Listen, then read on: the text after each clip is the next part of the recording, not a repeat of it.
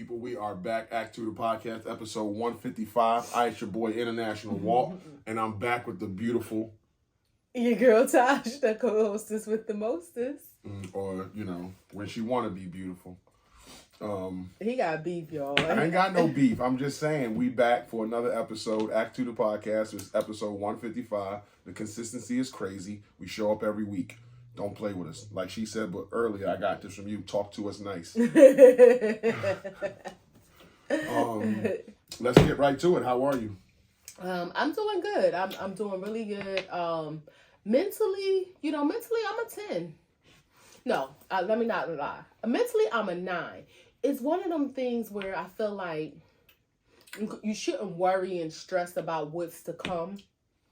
Last year, our new year started off a little rocky, and we're approaching that year mark. And I think I'm just a 9 because I'm just hopeful and that we have a great year, but it's like you just never know. I think maybe I'm experiencing some PTSD. Yeah. You never know what's to come, and that's on any day, not just the new year. Like, you don't know what's to come an hour from now or a minute from now, but I think I may be experiencing a little PTSD in my mind.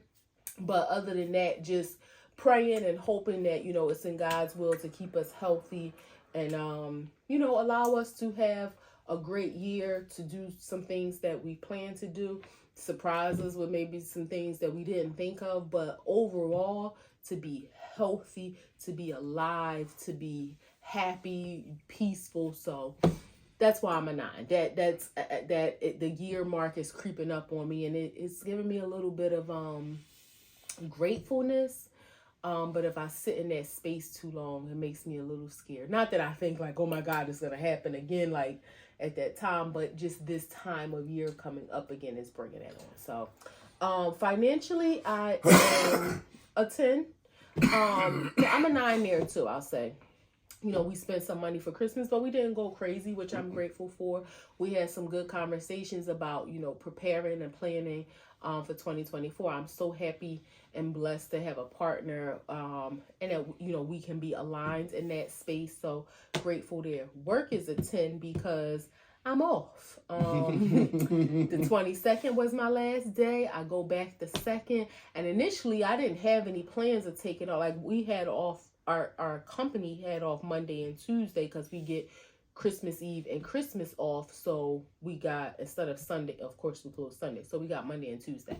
My boss was off for the last couple weeks. So I'm thinking like, okay, I got to be her backup. But she was like, nah, just check your phone once a day to see if there's any urgent emails. Then other than that, nah, you good. You can be off. And at first I thought like, nah, why use the time? Because if everybody is off anyway, I could just like be chilling. But no, because I would be required to be logged into my computer and all that. So and your energy would be different because you would be like, it would be in the forefront that I'm at work. Like, yeah, it's still a work day. Yeah, and yeah. So once you log in, your energy turns to that's my focus. Like right. If I hear a chime or a beep, I got to get back to the computer. And now I don't have to worry about hearing nothing. So work is a 10. I'm grateful for my job and for just who I work with and for. It's a good team. Physically, I'm a 10. I feel great. This week is the first week that I've gotten back to the gym in the last 2 weeks after, I was sick. Still a little lingering cough there. And I seen somebody else saying the same thing about like they had COVID. Like, and I don't know that I had COVID because I didn't take a test. I think so. Might have been a flu. But they were saying one of the things that it was like, after being sick like a month ago, they can't get rid of their cough. And I'm like, I hope this don't last that long. It is lessening, but it's still there. But I felt strong enough to start in the gym this week, and it feels good. I feel like my body was, your body hurts from working out, but I feel like my body was starting to ache in places from not working out. Like I was tightening up like some places. Hips getting small. Yeah, my hip was like bothering me, and even like when I start working out, it's like it feels a little achy, but once I get into the groove of things, it feels better. So I'm a 9, 9, 10, 10. That's great.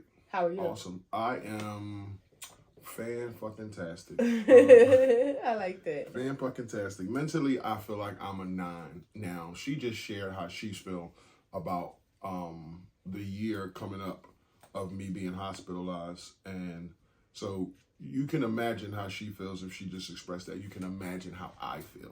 So mentally, yes, that is on my mind, in the forefront of what happened to me.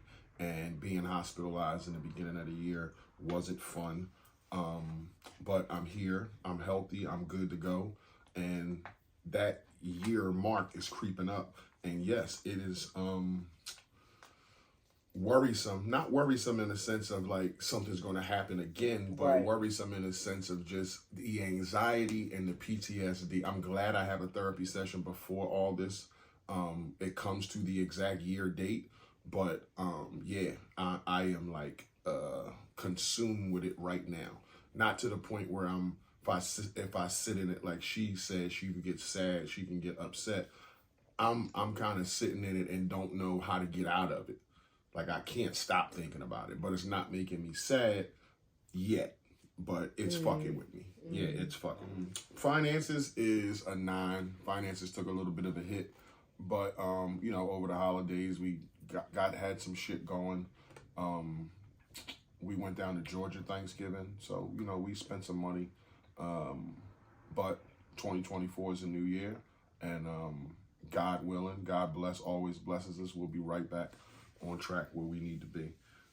Work is a 10. Ain't got much to do at work. People are off this week, so you know I'm hanging around work, like she said, just lingering, not really doing shit. Had a lot of emails and phone calls today. That's just probably because over the Christmas holiday. But so just I put some fires out today, but the rest of my week doesn't seem busy at all. That's good. Physically, I don't gotta keep telling y'all, like it's out of control. It's like, I can't even keep it straight. Because you sound crazy. But, I'm in the gym every day, still kicking ass. I'm doing some different things because I want my body to change. So I talked to my man Jorge, and he gave me some tips and some other exercises to do to where I can see results. So that's where we at with that. That's good. That's good. How was your holiday? My holiday was awesome. Had 4-day weekend. Took a day off. Got great gifts. My baby gave me great gifts. Always thoughtful gifts that she gives.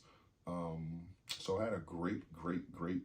Didn't get no bad phone calls. Nobody health was fucked up. Yeah. Nobody died. I'm sure there were some sad people out there, but for the most part, things was well. Things was great. Great gifts, great company, great holiday. That's good. This was one of the amazing gifts that my husband got. It makes me feel so good to know that he has people in his life who really love and care about him. This was one of the gifts. I just think this is so awesome, so well done. I know there's quite a few people out there I've seen who like do this Tumblr work. I haven't ordered or seen it like in person from anybody else, but the quality of this, how seamless like the logo is on here, and then on the back it has some pictures of us. This was just such a thoughtful, beautiful gift. My man Eddie, one of my old heads at work. These. Yeah, his wife does that. Shout out to Sonia, who does those cups. He has quite a few of those cups that Sonia does. So shout out to my man Eddie. He got me crying Christmas morning. You know, like I didn't cry for my wife's gifts. Like, his gifts, like genuinely made me cry because he also got me that, and he also got me a cup with a coffee mug with my Nana on it. So he went on my Facebook and got some pictures of my Nana, and everybody who watched this podcast know how I feel about my Nana, and he put her on a cup. Yeah, so that was super, super special to me that he did that. I even asked him that today, like, why did you do that? And he you know what he was like, when I told you they stole my son's angel, you went and bought me one. Damn. So, yeah, that's my man. You know, it's weird you say that. I just saw a post about a girl. She was just talking about how you bless others will come back to you, and sometimes things can seem trivial. or not so much trivia. It doesn't seem like it's like that big in the scheme of life. But long story short, she told a story about how she was in line at a store and it was a mother and daughter behind her or something like that. And she was calling the husband to say, hey, can you come get such and such to take her to the bathroom? I don't want to lose my spot in line. It's really long, blah, blah, blah, blah. So the girl turned around to the lady, was like, oh, hey, you can take your daughter to the bathroom. Like, we together, right? Like, giving her that eye. Like, we together, right? When you come back, I got your spot. I hold your stuff for you. And she was like, she didn't think anything of it. The lady came back and she overheard the daughter saying, like, Mommy, that lady was so nice. Like, I can't, like, just saying how nice the lady was. So fast forward, she had to go to another store and she was in line and she forgot something. She got out. She said she wasn't in a rush. She got out of line, went back to get whatever she needed to get, and got back in line at the back of the line. And she was like, it had got even longer, but she knew, okay, I got out of line. And the man at the front of the line was like, ma'am, you can come up here. Like, I know you got out of line or whatever. And she's like, you all right with that? Like, are you sure? And God was like, yeah. Having no idea what she had did in the other store or whatever. And again, it can seem like something so small and trivial, but life really is reciprocal. I mean, you can say it in different ways. Karma, you reap what you sow. God said, how you bless others, you will be blessed. Like, there's a lot of ways to look at it. But when you put kindness out in the world, it does come back to you. So I'm just happy that you have people in your life who, other than me, who... And he also knows what Act 2 the podcast means to me. So for him to get that logo is just, it's dope. Like, it's super thoughtful. And to tell you the truth, I told him today, I don't really think of you as a thoughtful person, Eddie. And he was like, no, I'm thoughtful. And I was like, yeah, you are. Like, you made a believer out of me. Yeah, and the pictures that he found of He got my wife. Like, he didn't just put me on here. He got my wife on here. Like, he know what she mean to me. So yeah, he did his big one. Like the young people say, he did his big one. But shout out to Eddie, shout out to his wife Sonia. Yeah, they did an awesome job on that, an awesome job. And the coffee mug, that got me like tears instantly. Once I seen my name, I seen it before he seen it. As he was pulling it out the box, I could see the back, and there's two pictures, one on the front, one on the back, and I seen it and immediately like made my way over to him to start because I knew the tears were coming. And as he's like trying to pull the paper off, I could already see what it was, and he broke. Yeah. So yeah, shout out to Eddie, shout out to Sonia. I appreciate y'all. Thank you very much. Awesome Christmas, awesome gift. That's good. My Christmas was good. Initially we had some different plans, which we kind of had to, or not, we didn't have to. I made a decision with my sister to pivot. So that kind of left us, kind of in limbo of what we were going to do. And my baby is in the process of creating me a dressing room. It's going to be like a guest room too, but we don't have guests that often, but more so a dressing room. And I'm so excited. I just can feel the vision come into life. I'm so excited just to be able for you to have my space. And for me, like, 'cause it's a room in my house. So yeah, and every time he has created a space for me, how can I say this? He's taken over. But no. Okay. Everything in my life, even let's go. Everything that you have become a part of, you take over. Even things that's meant for me, like you what? take over. Like what? Let's just say recently the gym. Oh wow! But you don't even want to go to the gym without me. No, listen. Can I tell my point? Go ahead. Initially, when I graduated, I was going to the gym every day, and it was sort of like my thing for me to show up for myself and be like, okay, no matter what happens, I'm showing up for myself. And then it was like, hold up, like my baby can come because we always talk about the gym and always talk about working out together and all that stuff. So my baby can come. So she was, was joining the gym every day with me, and I get my workouts from my old rehab partner, who used to give me all these workouts. He still shoot me the workouts in email, and then we do the workouts in at the gym. This one wants to like can we do this today? Can we do that today? I want to do this. Or, yeah, look at this thing I want to do. And it's like, can you just be quiet, stay the course, and follow me? Like, I know you only like to follow me for a little bit before you like to kick it up a notch and take over. But this is one of them times where it's like, you should just follow me and stay the course. And everything will be fine. So that's one. So let's just start. You heard him say, my baby can come to the gym with me, meaning I was invited. Yes. Now, yes, You didn't come without an invitation. Let me say that. I invited her, and I'm going to say, I wanted her to be there. Okay. You know, I get bored with repetitiveness, but I go the course because, okay, I'm following your lead. And I know sometimes I'll say, oh, baby, I would like to do that exercise. Or I would like to try that exercise. And you'll just be like, okay. And we may not do it that day. Okay. We may do it a week or so later. Give me some but time. I just kind of like put it out there to let you know that's something that I'm interested in doing. I think that'll be beneficial for us. I've expressed to you how much I love the floor exercises. And I recognize we've been doing more of those. So again, I didn't necessarily take over. I was invited. But let's say at our previous home, right? We had a 3-bedroom house, right? Our bedroom, of course. Then we had our middle room, which we turned into his man cave / closet. It was the guest room. Like when my nieces and nephews would come over, they would sleep in there. He turned it into his man cave / closet. Okay, all him. Nothing in there for me. No space for the kids. Like it was all him. So then the other room, we said, okay, we're going to make this my dressing room / closet / office. You know, I could have put like a day bed or something in there. Well, guess what? He said, oh, you got a desk.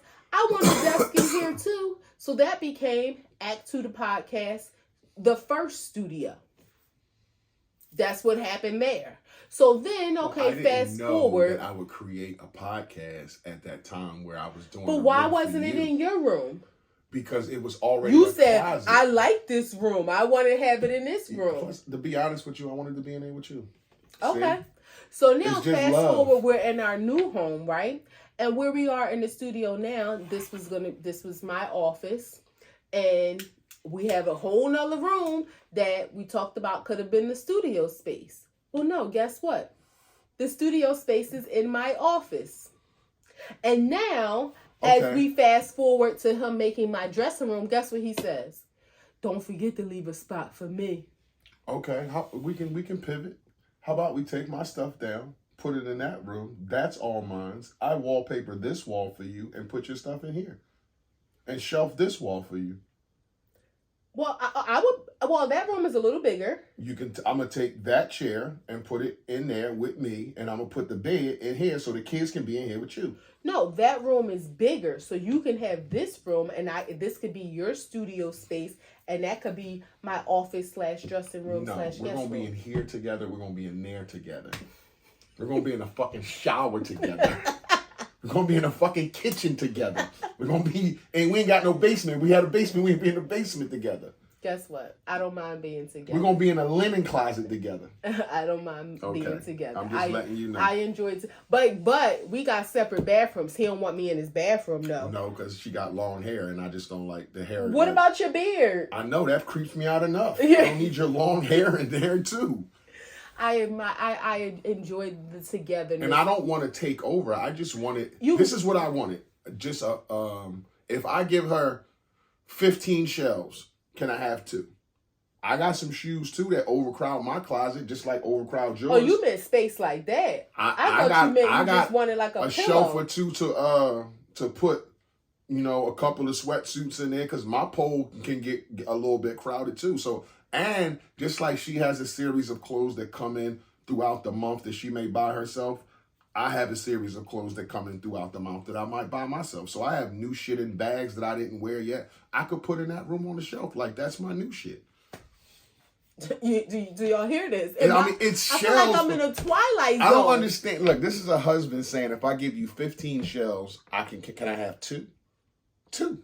Like 13 shelves ain't enough for you. And I put up 15 for you. That's like saying, here's a brand new car that's all yours. Can I drive it on Sunday? 2 days a week, I need it. Can I drive it on Sunday?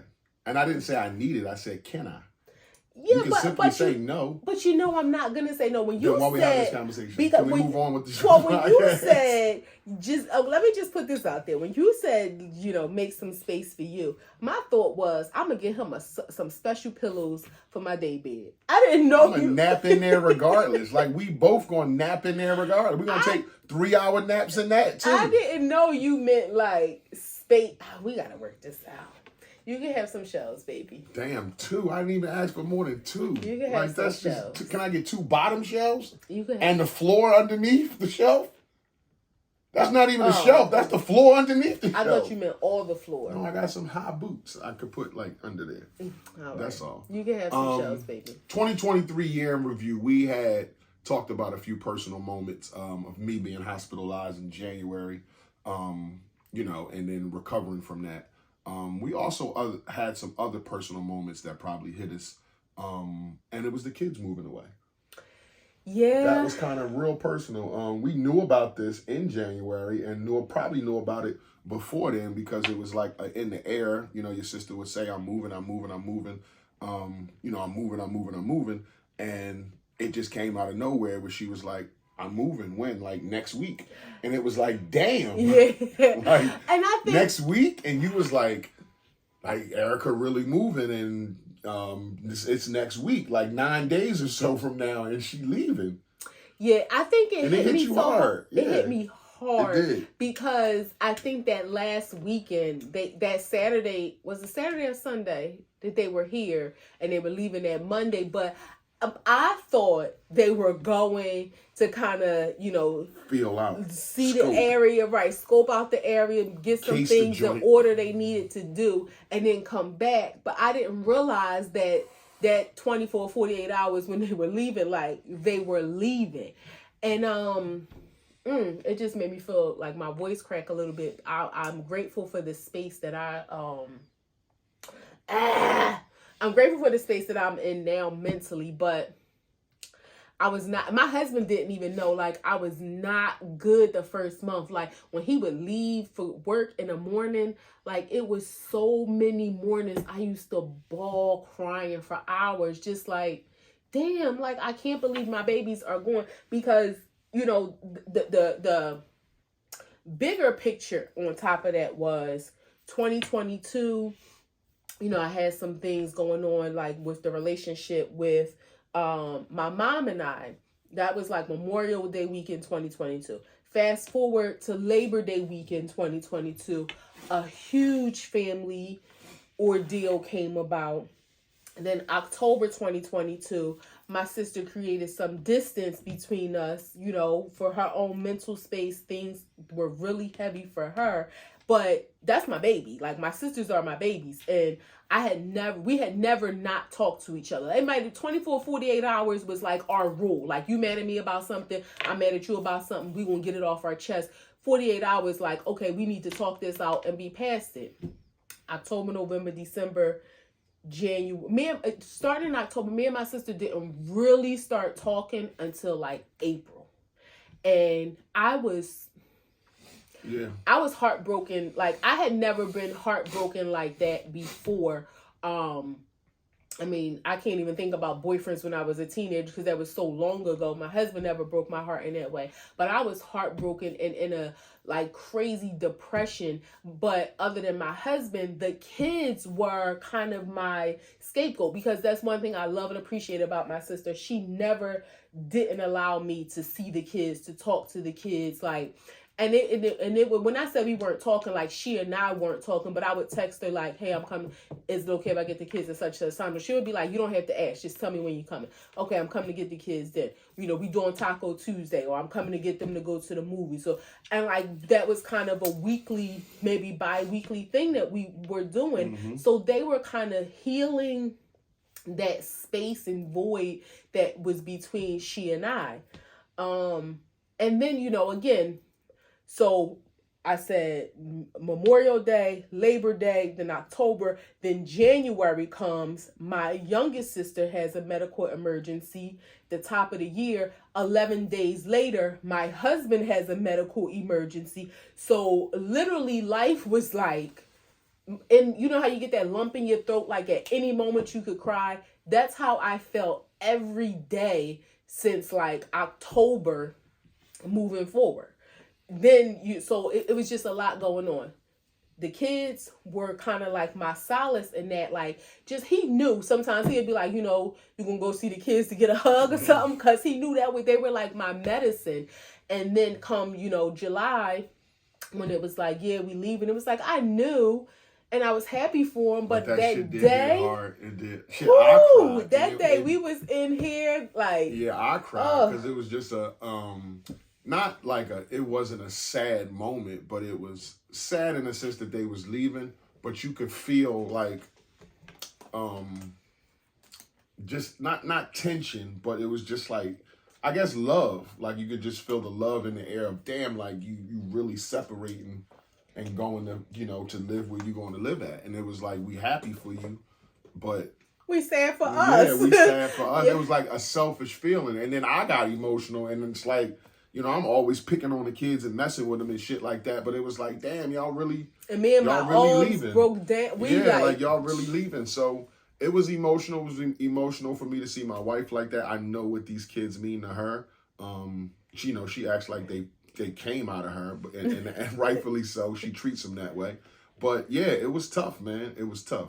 So that was a big moment of 2023 on a personal side. Yeah, and I think too, it's like, after they left, like I said, the first month, I was really devastated, like selfishly, because I was happy for them.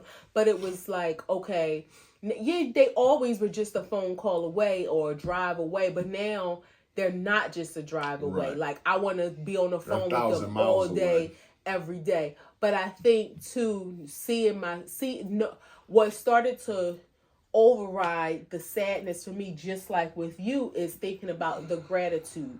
When my husband got sick, I was just so grateful that I still have him and he's still here. With the kids, the gratitude came into fact. They have a beautiful home.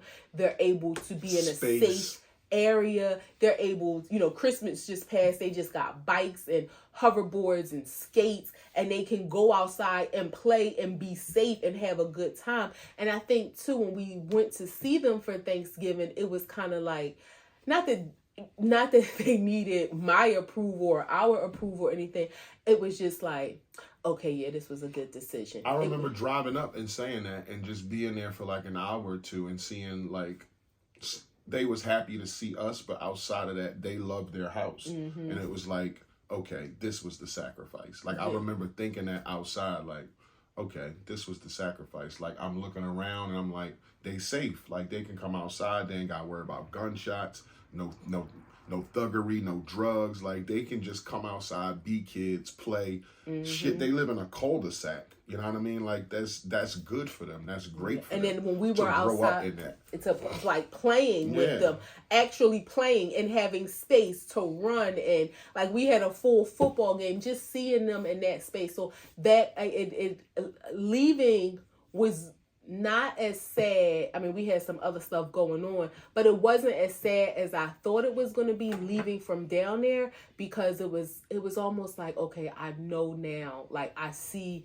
y'all are safe. This is a great thing. Like, things will continue to come together as they should, but I left feeling good about the decision that my sister made. So it was like one of them things that was really hard to deal with emotionally, but in the end, we're proud. Mm-hmm. Yeah. Lastly, we had a cancer diagnosis in our circle. Mm-hmm. One of our mentors, a person that we love to death, their husband. So that kind of like hurt us in a sense, and was like something that we worried about and was sick about, and was, didn't want nothing to happen to that person. I don't want to get too deep into it. I just want to say, shouts out to them. We love them. But that was a moment in our year that brought us down and was like, damn, like, we just don't need this to be what it is. And thank God that person is okay, thriving. and we love them both. I'm gonna just leave it at that. I think for me, 2023 was a reminder of the fragility of life. Yes. Like, you always know, people say, and I learned in the beginning of the year how less control you have of life. But go ahead. Yeah, like people, we never know the moment or the hour that, you know, life. You think to yourself, you know, your grandparents passed, then your parents, then you like death is supposed to come in age succession, but it doesn't always happen that way. And not just death, sickness too. I mean, it just was a really strong reminder of the fragility of life. And you talking about death, sickness, the dissolution of relationships. It just, I know some people close to me who had some really traumatic situations with families, like mothers and daughters. I know two of my friends, two completely different issues, but really sad circumstances that kind of break down, the family structure. And that was a reminder for me of 2023 just being it just reminds you how fragile life is. And it's so cliche. People, love your loved ones, tell people you love them every day, be kind to people, because you never know what people face. It's a feeling you have when things change. And just like we went through the pandemic and 2020 was change for everybody on the planet, 2023 was a change in our life where people moved away, relationships changed, things altered, like life, just like it wasn't the same after 2020. Yeah, just like life wasn't the same after 2020, it's not the same after 2023. New regimens, it's a different lifestyle. Like, things change, and it's like a certain shift happened in life that was like almost really, really bad, but it's like, okay, things have changed and this is the new normal. So with that being said, what are the good things that you think came out of this year? Just the appreciation that I have for life, the relationship that I have closer to God, the relationship that I have closer to you. I think we cherish the moments even more. Like, we really seen up close how life can change like that. And I think we aren't stupid. Like, we're aware, but we don't want to seem like scared about it. Right. But we're aware that life can change in a fraction of a second, just like that. So for me, I gain more discipline, more determination. I show up different in my own life for me. I'm prouder of myself. And I'm just super thankful for life, for every day I wake up, for every day I'm breathing, for being able to walk, talk, run, smoke my weed, like whatever it is that I do, I'm super happy that I get to do it. Like, being married to her, seeing her face every day, like, I'm appreciative of that shit. Like, when I see her, a little voice in my head goes, oh shit, there go Tasha again. Every time I see her. I mean, not like every time in the house, but the first time I see her when I come home from work, that's a little voice that says, oh shit, there go Tasha again. And I can't control it, but it's something that I need in my life. So yeah, I'm super grateful to have these moments. Yeah, I think for me too, one of the things that I learned in all of those or most of those situations, like looking at what could have been with your situation, but what came out to be, the gratitude that I feel, like you said, for even the things that may seem so mundane and normal. Like, I just appreciate, just us not having nothing to do on a Saturday or a whole weekend and just chilling all weekend. I appreciate, like, just every moment of life that we have. Again, looking at the upside of things with my sister leaving, as sad as it was, I appreciate the opportunities that now my kids have and that she has. Like, she what may be in store for her. Right. So I appreciate those things, despite the sadness that may have been felt initially.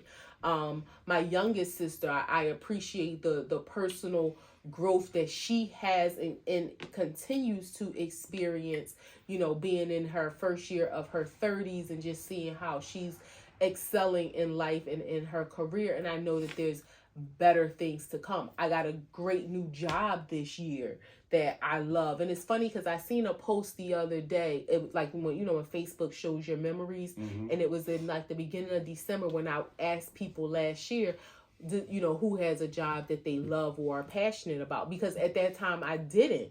And, you know, some people said they did, some people said they didn't. And at that moment, I knew for me, it was like, I wasn't like feeling it. But another thing that this year has reaffirmed in me is my faith.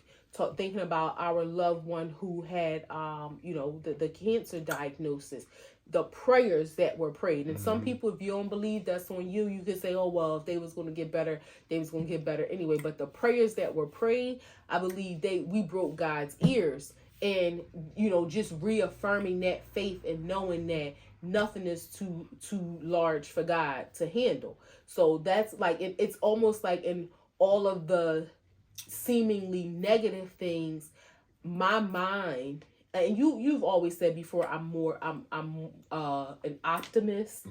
And I try to be, because for me, it makes me feel better to think of the upside of things rather than the negative side of things. But it's proven to me that those things that can be negative, there is an upside, and God has continually shown. Now, again, that's where I try not to let my mind, it's like mind over matter. I don't want to let the stress or the anxiety like get me riled up of just not knowing what's next. Bog you down. Yeah, because again, God has just proven that you know, that there is a God. You have faith, you pray, and there is an upside to things that may not look like that in the beginning. So I'm grateful for all of the lessons of 2023. And those were our personal moments that we had in the year 2023. Pop culture moments, our entertainment as we went through 2023. Rihanna's Super Bowl halftime show. Yeah, it was mid. I mean, I think just seeing her, I think the biggest thing about it was like, oh, she pregnant again. Like, the performance itself, which given to her being pregnant, you know, I don't know. And I've never been to a Rihanna concert, so I don't know what the expectation is. But I like Rihanna's music. I'm a fan. But the performance was mid to me in comparison to the previous year that was like Dr. Dre and 50 Cent and Mary. Yeah, is this where everybody was the semen and on the platforms and stuff? Is that what they were? Yeah, they were Siemens, because I think that was a play on to her saying she was pregnant. I didn't even know that. I'm picturing her in red. That's all I remember. She was in red, and there was a whole bunch of Siemens, and she was on the platform. So was she the egg? No, she just was in red, I think. I don't necessarily think she was the egg. But I don't necessarily think it was the performance. I just think it was the moment. Like, she's had better performances, but it's the Super Bowl. So I think that's what the hype was about it. But because she hadn't been on the scene. First, it's not like she had any new music. She hadn't been on the scene at all. So seeing her is always good to see her. She just has like this sex appeal about her, this star quality. She seems to be relatable. Like when you see her, it's like she talks like, what's up, girl? Like, she's just, you know, regular. She's just a regular woman. So I think just her star quality in seeing her. But, I mean, the performance itself was mid, but it was great. I would agree. The performance was mid, but, again, I think it made a moment, you know, to make, like, a pop culture list or something like that. Beyonce's World Tour, also, same thing. Now, that was... No, I mean, it was dope. I went to the concert with you. Never been around that many... people from the community, LGBTQ plus A community people. Haven't been around that many people at one time, and hadn't seen men in drawers and boots and shit like that, and hard chest plates, just a whole bunch of stuff. But it was a dope tour. It was a moment in 2023. It, you know, ran for a couple of months. It was on social media every day. And she did like 56 cities. That's a big tour.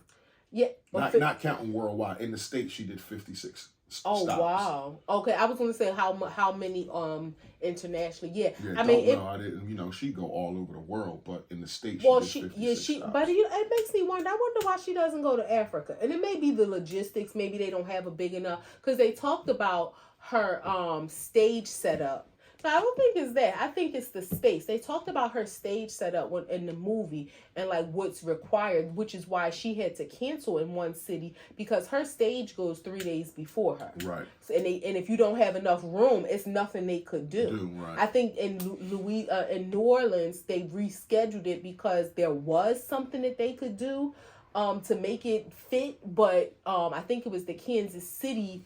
It was Pittsburgh, I think. Whatever city got canceled, Pittsburgh. Yeah, they didn't reschedule it because I guess it was just because Kansas City was supposed to be the last stop, and then she did it after that. Yeah, Pittsburgh she never rescheduled because I don't think there was any revision that could be made. So that might be... Can't stretch the stadium. It ain't big enough. In Africa, maybe there isn't a space. I mean, I don't know, but it makes me wonder why she doesn't do a world tour there. But they talked about, just the logistics of her moving and all of that. The concert was amazing.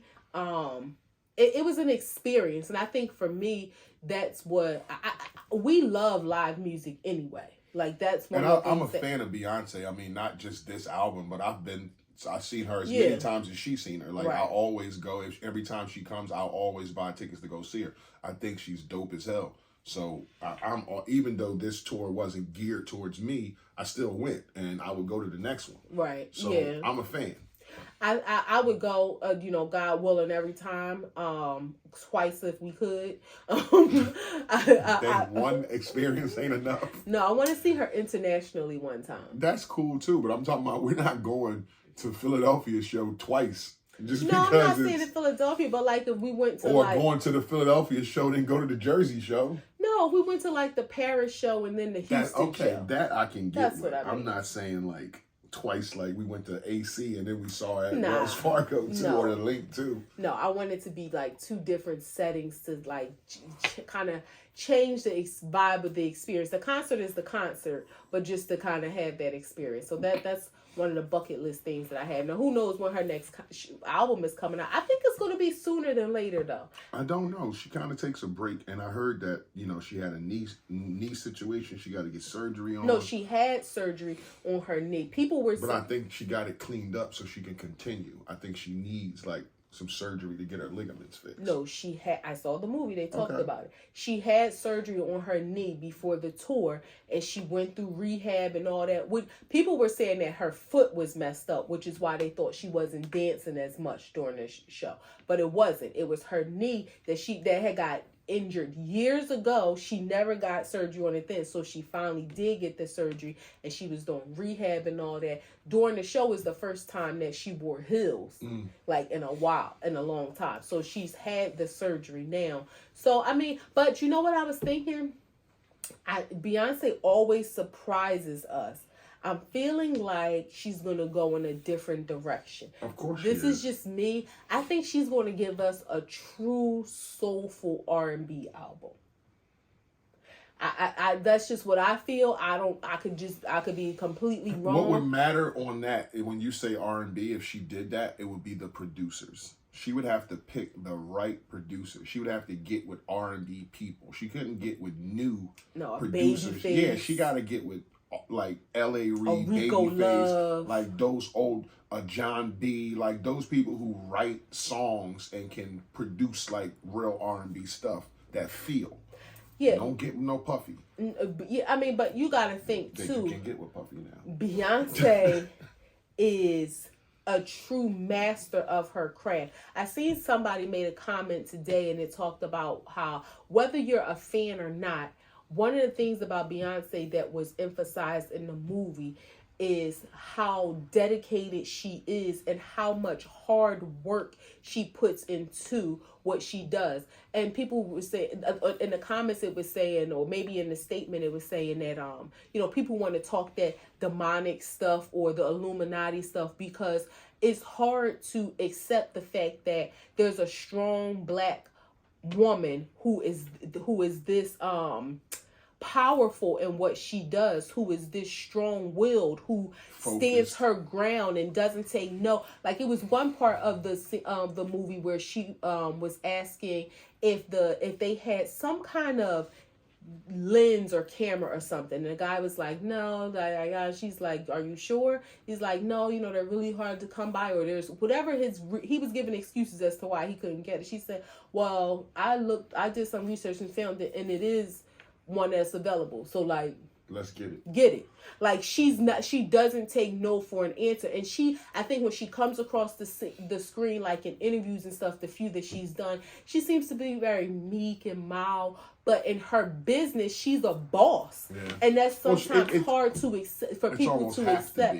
Yeah, but because I think if you're not, she wouldn't be successful as she is, because she would have allowed people to run over her, to take her in a direction that maybe she didn't want to go, and it could have been her downfall. So yeah, she has to be. She's definitely a boss.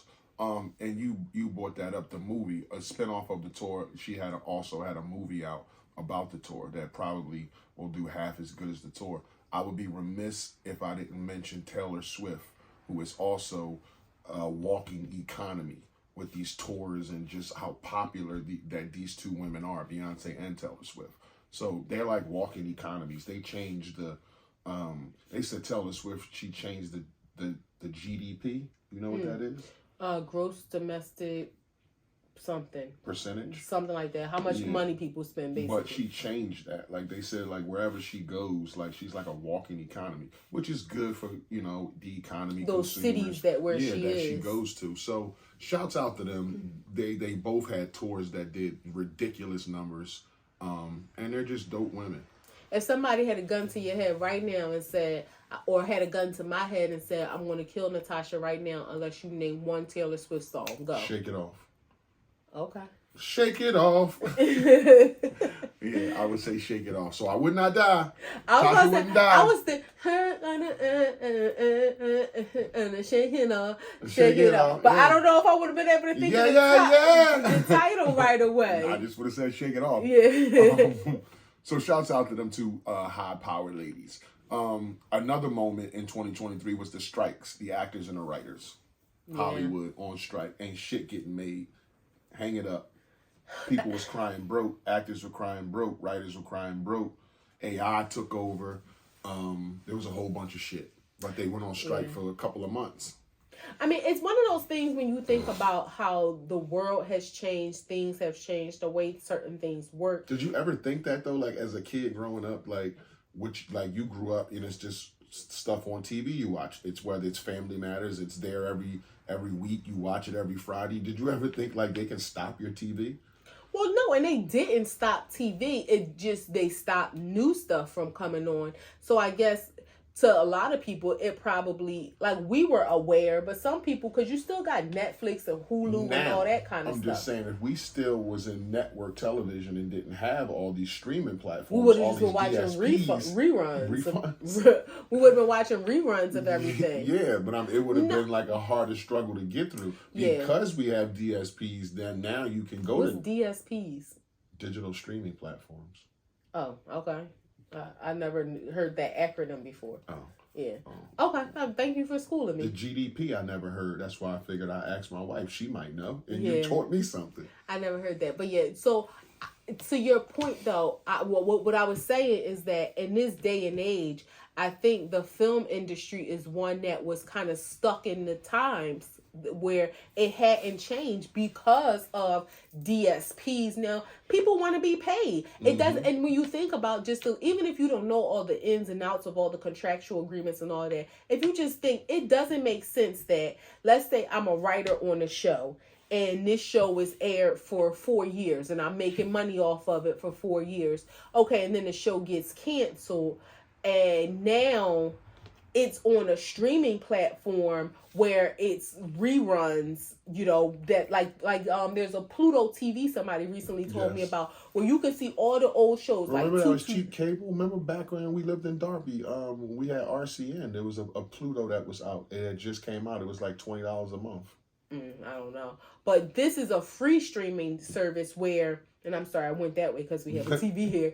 A free streaming service, you can watch all of those. So, but just think, you making money on a show for these 4 years and then your money stops until you get another job. But yet the streaming platforms are continuing to make millions because people, they want the nostalgia to watch these old things. So why can't it be, oh, we get a percentage of what y'all are continuing to make. Why am I cut out of that? Because I helped write those episodes. Yeah. So why am I cut out of it? Even if the percentage is different when it's new and current than when it's on it's in syndication or on the streaming platforms, but I should get something out of it. I think the show has to be in syndication or have to have hit syndication before it hit the DSPs. If they pull a show off that it wasn't in syndication, then they can play it as much as they want, and you don't have to get paid. But if they pull a show that had 100 episodes before on network TV and was in syndication, then maybe those people have to be paid. I think you should get paid if it's playing somewhere else regardless. If I wrote this and now you're playing it somewhere else, it's still... Isn't the syndication where the residuals kick in, the royalties kick in? So even on network TV... But I don't know if that's still the same rule with streaming. I know back in the day, it would be like you knew once a show hit 100 episodes, that's when you would start seeing it like, okay, now we come on channel 17 at night. Right. You know, where you could see the reruns because now it came on 6 or something. Exactly. I don't know if the rules are still the same now with the streaming platform. They may be able to pull it after 3 episodes and say, well, okay, like Hulu can say, okay, this show only had 3 seasons, not episodes, 3 seasons, which if it's 20 shows a season, you had 3, that's not 100, but Hulu might have said, we're going to put it on our platform because we thought it was good and it'll get some traction. But, so why should I not get paid? Because you're still playing my work. I know, but you wouldn't be getting paid anyway if we didn't touch it. This way you're getting some notoriety as to your writing and what you starred in, but you wouldn't be getting paid anyway because it wasn't in syndication. So even if we never touched it... But no, you don't only get paid when you get paid during those 3 seasons as well. No, but I'm saying if the 3 seasons is over, you don't have the job no more and it's over. It's done. It's just sitting there like a bad pierogi on a plate. Right. So it's just sitting there. But if Netflix picks it up or Hulu picks it up and says, like you said, I'm going to get some traction off of it, it's giving you notoriety. It's putting your name back out there. Notoriety don't pay the bills, though. That's I true. may not hear you, but if we left it alone and it was sitting over there where it was, it's still not paying you. Yeah, but the fact that now y'all are making money off of it, I need a cut. I hear you. That's all I'm saying. I need a cut. I think that was Monique's big thing about the Parkers because channel 10 is where it originally used to come on. And then when it went to syndication, the studio, NBC, was making money off of, I mean, not syndication, when it went to streaming, NBC was making money off of that, but it didn't trickle down to the actors and actresses, which is wrong. They cut a deal with the DSP. Yeah, which is wrong. So I'm happy that it worked out for them, not just from a selfish standpoint. No, I want everybody to have jobs and right, I was going to say, because I honestly could care less about TV, and it's enough on these streaming channels to watch TV forever, but that's their job. That's their livelihood. I would hate for somebody who have worked all their life to be a writer on a show to now have to do DoorDash to pay bills. Right. Like I would hate for anybody to have to do that. And just the downsides in life. I mean, if you living your dream and you living out in Hollywood, I mean, that shit would suck and hurt your ego. It'd be so discouraging for you to have to give your house up, move back somewhere small or back out of town. Like, it just defeats you as a human. So, and I know people are strong. They can, will themselves back. But just to go through that kind of process is like, damn. Like, I had a house out in the hills. Now I'm back in my hometown. I'm struggling. I'm doing Uber Eats. Like, and I still geared. I want to go back out there and try again. But I used to have it. Yeah, that's crazy. It's funny you say that. I was talking to Toya and just saying how, we had kind of had some conversations about, like we said, financial planning for next year. And one of the things, like, times are getting hard. Life is expensive. And for a lot of people, things may become very tight.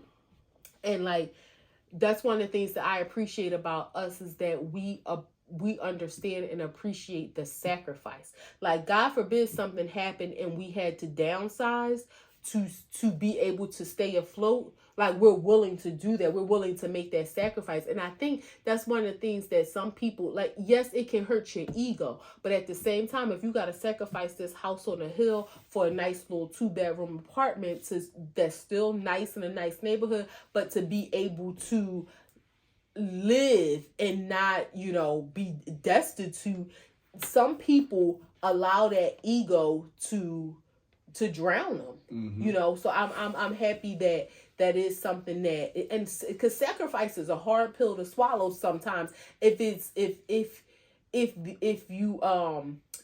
what you have is attached to your self-worth and your self-value, then you feel like, damn, I'm sacrificing everything that I worked hard for, instead of thinking to yourself, you know what, I can get it again, but let me do this now so that I don't drown.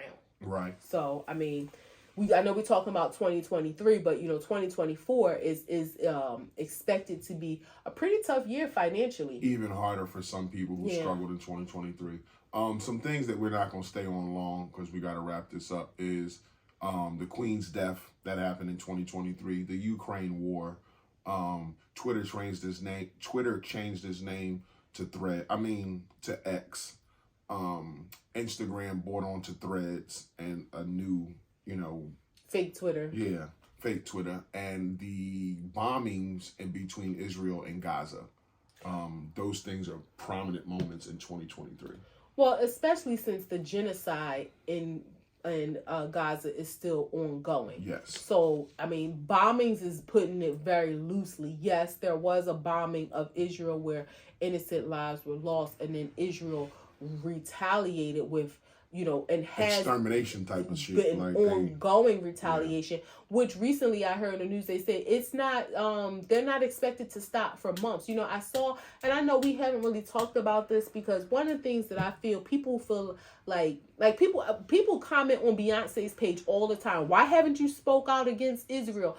People, I don't know why people feel like people are obligated to do what you want them to do, and I don't feel like I'm not comparing us to Beyonce's stature, but we're not obligated to say anything, because you don't know who we pray to. Our prayers are bigger than any social media post. I'm gonna speak on shit that I'm informed about. Right. I'm just as much as I speak on Israel and Gaza is as much as I'm informed about it. I get my information from the same place y'all get yours. I don't have nothing new to say, so I don't speak on that shit. And it's super, super sensitive. I don't want nobody to die. I don't want nobody's grandma or children to be fucked up and heads missing and all that shit. I don't want that. So that's all I can say about it, is I wish it didn't happen. I wish it's not happening, and that's it. But one of the things I read the other day, they said 160 babies were killed in a 24-hour period. Yeah, and you just think like, what I wonder, and I'm gonna just leave this here, right? When they talk about the hostages that are in Gaza, has Israel thought to themselves, with all the bombing and stuff that's going on, maybe we killed them? Because if they don't know where the hostages are, and you're bombing buildings and stuff, do you think that maybe you could have mistakenly killed the hostages? That's all. I don't know. That's all I gotta say. I don't think that they mistakenly killed them. I think it's something else going on that's larger. But we're not talking about Israel and Gaza like that deep. 2023, we had some deaths. Thank God we didn't have any personal deaths in our circle. Thank God. We still got a week left. But yes, we still have a week left. Well, a couple days, yeah. God willing. But Tina Turner died in 2023. After her, Jerry Springer died. Tony Bennett died. Wait, Jerry Springer. Oh, Jerry Springer. I don't know why I was thinking Jerry Seinfeld. I'm sorry. Go ahead. Yeah, Springer, not Seinfeld. They don't even sound the same. I know, but I'll start over. I envisioned. Tina Turner died. Jerry Springer died. Tony Bennett died. Jimmy Buffett died. Paul Rubin died. For people who don't know who Paul Rubin is, that's Pee Wee Herman. Bob Barker died. Suzanne Summers. Chrissy from Three's Company. And the one that hit us all recently was Chandler Bing. Matthew Perry died. So that was as far as our entertainers and people we grew up or watch. I know some people, not really into entertainment, but we watch these people. We grew up on these people. Some people love Tina Turner. I grew up on Springer. I grew up on Pee Wee Herman. Everybody grew up on Bob Barker. I don't give a fuck who he was. Yeah. Everybody saw The Price is Right. Everybody saw Three's Company. And a lot of people like Friends. So, rest in peace to those people. And shouts out to their families. 3 grams. Go. I can't see the board, so you gotta go. There's some shit going on with Kevin Hart is back in the news again. Tasha K is trying to shake them down like the mob. Like, I want something every Sunday, nigga. I want an envelope every Sunday, or I'm gonna blow this shit up. That's what's going on. She didn't have enough when she got sued by Cardi. I know. Maybe that's why she need the money. But she is saying that Kevin Hart was messing with his ex-trainer or some shit like that, and she gonna blow the spot up and let out all this stuff. And she put a snippet of the interview that she did with the girl out. That was the personal assistant, right? Personal assistant. Oh, I thought it was a trainer. A personal assistant. I'm sorry. But in an effort to shake him down for $250,000. Okay, so the story I read said the personal assistant had details about Kevin Hart messing with flight attendants and about him having a gambling problem. Right. Tasha K did that interview. Right, but not that he was messing with the personal assistant. Not messing with the personal assistant. Right, okay. Just that she had the one that had the details. Yeah, and Tasha K interviewed that girl. That's her interview she owns, and she's saying to Kevin Hart, I'll put this out. Like, how you that's like a ransom call. Like, I'm gonna put a call That's in. blackmail. Like, yeah, is that legal? Exactly, that is blackmail. Like, I'm gonna do an interview. When the interview happens and I hear what comes of the interview, I'm gonna make a call and say 250 while I'm putting this out. Yeah. That should be illegal. Hope that with all of the drama that happened previously with Kevin Hart, between Kevin Hart and his wife, I hope that he came clean with any of his infidelities at that time, so that anything that anybody can possibly tell the public about him, she already knows. Because, you know, to work through your marriage and have to heal from something like that, I can imagine is truly painful. And I can imagine that even if you're on the upside of things, any little reminders can be a trigger for that pain.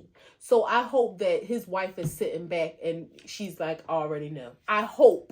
She's still mad though. Or she's like, you in the news again. Yeah, she's still mad. Right. He's still sleeping on the couch tonight. Like, she's still, but it's a different kind of being mad of it just being brought up than it being brought up and is new. Yes, I agree with completely that. Different. My point is that he's still in the doghouse because, nigga, you back in the news. They talking about some other shit, and I'm back. Like, and if you ain't do this, then it wouldn't be nothing to talk about to begin with. But hopefully, I feel like this is. And for some, it may be warranted.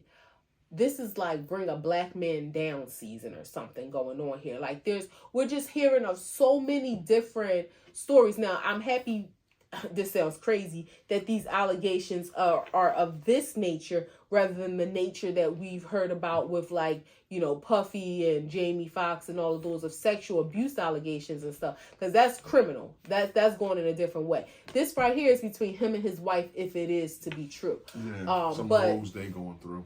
I just pray. Marriage is a beautiful thing, no matter what anybody try to tell y'all about it. If y'all not married, it's a beautiful thing. And I pray for their marriage that they're able to sustain. And again, I hope that she knows and that they can, stay in a good space if these things are true. Second gram. Lil Duval posted that there's a lot of women out here who are not looking for love, they're looking for help. Mm. What do you say to that? I agree because I think there's a duality to it. They're looking for love if you can help. A lot of women aren't looking for, because it's difficult to just be. A lot of women are looking for the same class of man. Not necessarily. I mean, when you say somebody who make a lot of money who can buy them stuff. I don't think so. A lot of money is subjective, because if you make $30,000 a year and he makes $75,000, that's a lot of money. If you make $100,000 a year and he makes $250,000, but I don't think you have all of these women out here looking for ballers, but they are looking for someone who is financially stable to help them. So a lot of money is subjective to what your money is. I mean, again, and financially stable is relative to what each individual girl thinks. Right. So if some girl thinks financially stable is you making $100,000 a year, and I don't want to talk to no fucking guy who makes $65,000 or $70,000 or $30,000, then that eliminates you from a lot of guys, because not a lot of guys make $100,000. Yeah, but again, a woman who's out here busting her behind, doing what she got to do, and she's making 35,000. She checking for the man that's making 50, 60,000. He's 70,000. He's doubling her salary so he can be beneficial. He can add more stability to her life. So I think that yes, women are looking for help while looking for love. They're not looking for love aimlessly. So what do you think the population of women is, or the demo of women that's saying that's a better question. What's the demo of women? And I'm not saying all women in that demo, but the large a population of women who want the bags, want the man with the car, want the flights here and there, the trips, and don't talk to me if you ain't got no money. So this is the thing. Wanting it and actively seeking it is two different things, because every woman wants it. But in reality, I'm talking about the women who lead with that, the women who present with that. I'm not saying like the women. Obviously, you want that stuff, but you don't present that way. If you were single, you wouldn't present that way to a man who might see you from across the room. There's some women who present that way, like, nigga, your car, your appearance, your pocket matters before you say hi to me. I don't think there's a high volume of women, because to be honest, a lot of women know no matter what you want, what you can and will attract. So you don't think that woman it's a lot of women that I'm talking about, you don't think that exists? I think they want it. I don't think they actively seek it, because a lot of them know it's not going to happen for them. A lot of them know they know what is the real potential for them. So they may dream about it and wish that they could have it, but they know what is the real potential for them. So, and they know, okay, in the circles that you travel in, where are you finding these men? Unless you are in a position to be in the surroundings or be exposed to the men of that caliber. It's women out here, or girls who like are, okay, 4 girlfriends will fly to Miami, get an Airbnb to be around people in Miami. They don't even have gas money or food money, but they just put their money together, took a Spirit flight. They in the vicinity of these guys who make this enormous amount of money, and that's where they meet these guys at. So when you say they think about it and want it, they also do things to put themselves in that environment, hoping to get that kind of stuff. But that's a shot in the dark, because just like they spent most of their money for that Miami trip, they probably don't get, if they don't meet somebody that weekend,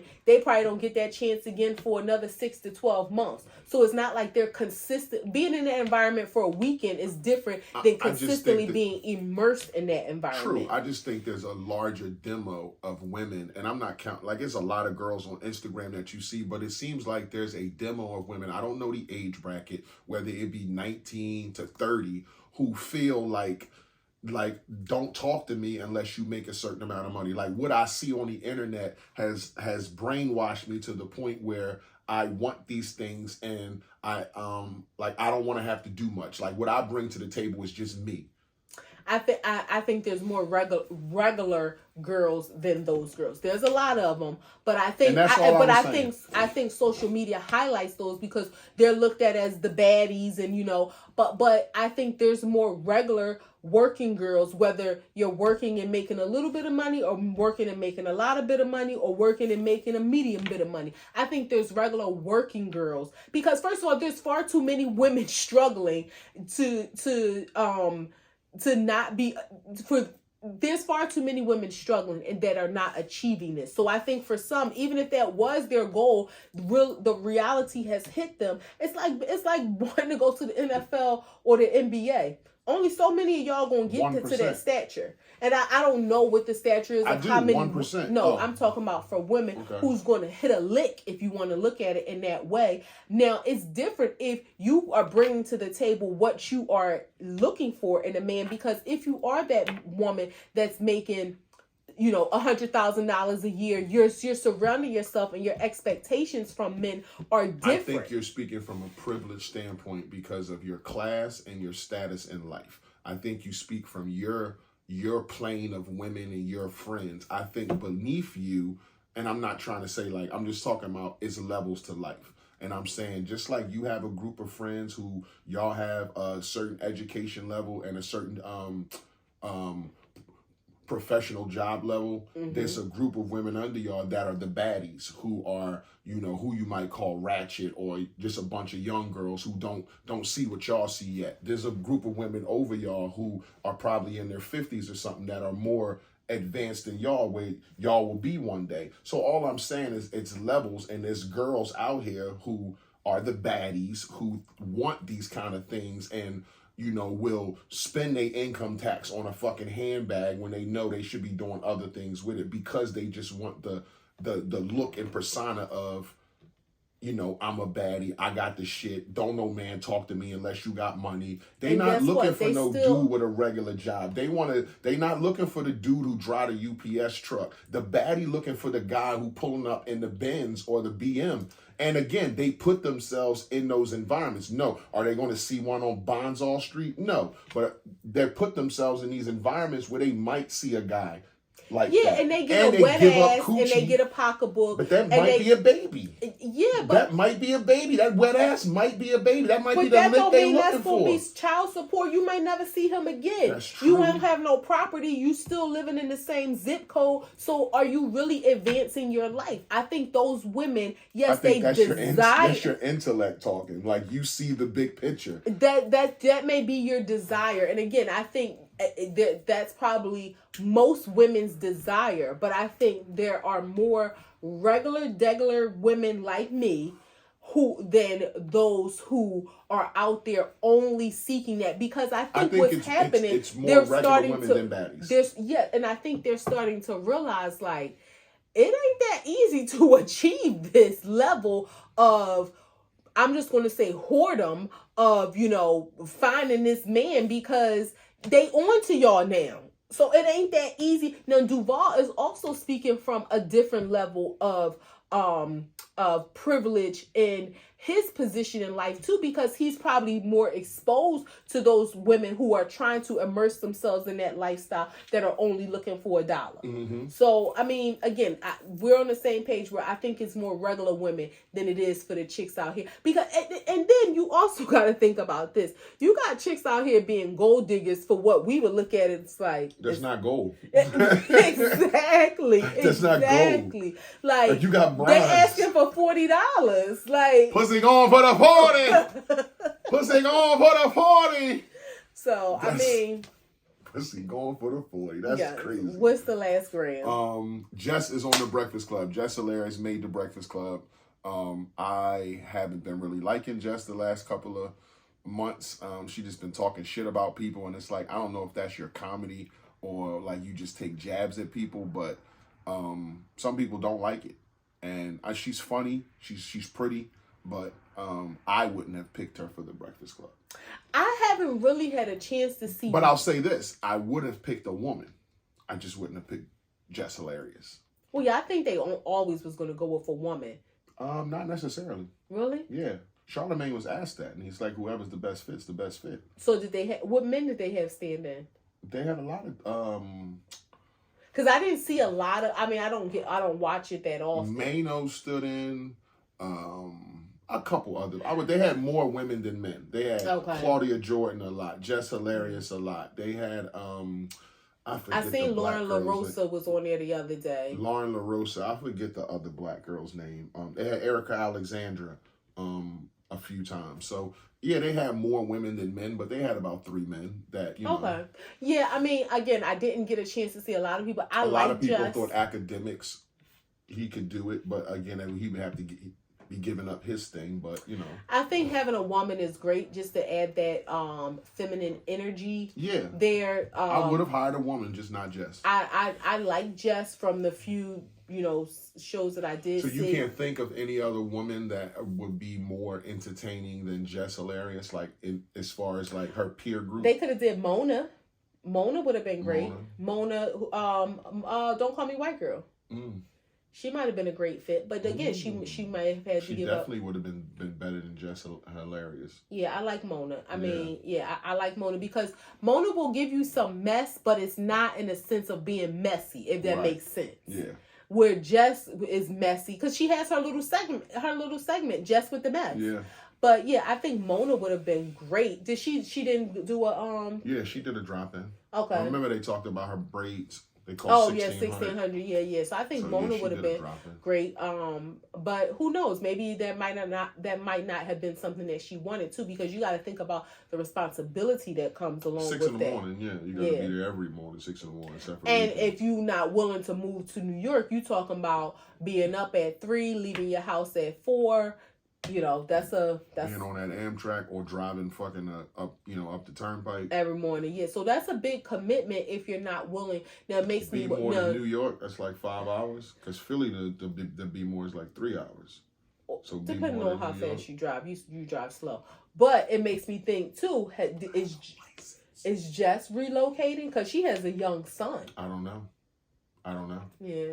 I don't know. I know she resides in Baltimore. You better off taking a flight every day to New York than that drive. Go fucking broke taking flights every day. I mean, you're working 250 something days a year. You find a $39 Spirit flight. There was a story, and I noticed the last one. There was a story, probably the middle of this year, about a young man who was in college in California. I don't remember the name of the school, but he lived in, I want to say, San Francisco. He went to school in LA. LA is so expensive to live in. He may have only had classes like 3 times a week, but he commuted via flights. Southwest Airlines, I think, was the airline. They were familiar with him then, but just economically, it was more feasible to take that flight than to move and pay to live in LA. I agree with that, but I'm talking about, you think somebody like Jess Solaris is going to get on a Spirit flight every day, 256 times a year?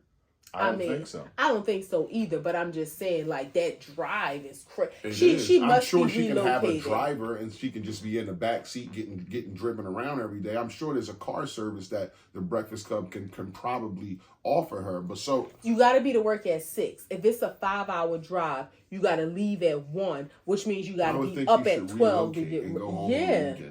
And I mean, I think she has a good co-parenting relationship with her son's father. So maybe her son will stay in Baltimore to do school, and then the weekend, like, I don't know. I mean, because you figure, talking about sacrifice, and some people may not agree, sacrificing family is different than sacrificing like just living arrangements. But maybe that's one of the things where she had to come to grips, like, we're going to make this sacrifice for the bigger picture down the line. Mm-hmm. I'm sure the money is great. Let's do a wrap. Act 2 the podcast, episode 155, coming to a close. Facebook, act2thepodcast.com, Instagram, TikTok, YouTube, Spotify, Amazon Music, Google Podcasts, Podcast Index, Podcast Addict, Podchaser, Player FM, iHeart fucking Radio, Apple Podcasts. We're on all those platforms. New episodes up on iHeartRadio and Apple Podcasts. Check them out.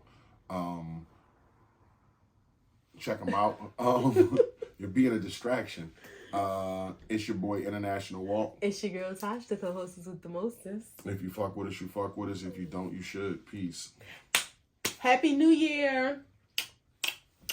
This is our last show before the New Year. Happy New Year.